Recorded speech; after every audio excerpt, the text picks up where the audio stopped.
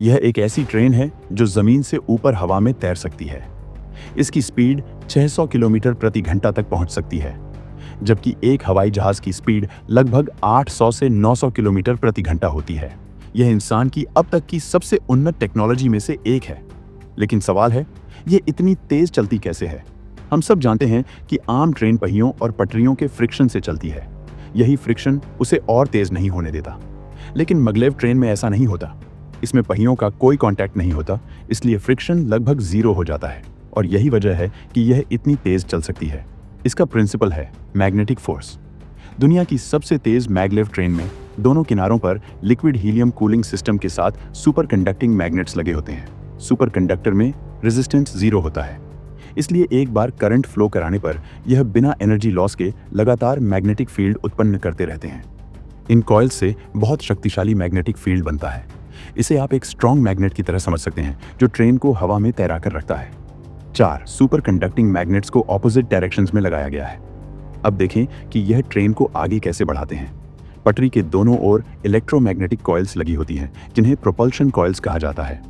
ये magnetic force उत्पन्न करती है और ट्रेन के मैग्नेट्स के साथ मिलकर उसे आगे पुश करती है।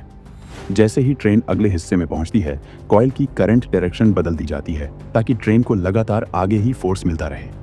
कॉइल की स्विचिंग फ्रीक्वेंसी को कंट्रोल करके ट्रेन की स्पीड बढ़ाई या घटाई जा सकती है।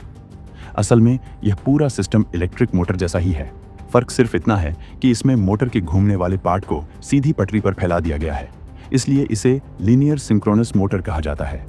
अब आते हैं इस पर कि यह हवा में कैसे तैरती है। इसके लिए पटरी के दोनों तरफ लेविटेशन कॉइल्स लगी होती हैं। खास बात यह है कि एक बार ट्रेन शुरू होने पर इसे ऊपर बनाए रखने के लिए किसी एक्स्ट्रा एनर्जी की जरूरत नहीं होती। मान लो कि ट्रेन के दोनों ओर एक बड़ा मैग्नेट है।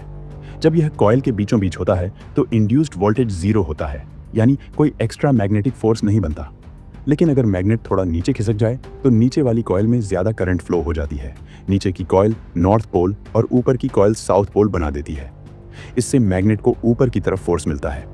जब यह फोर्स ग्रेविटी से बड़ा हो जाता है तो ट्रेन ऊपर उठ जाती है।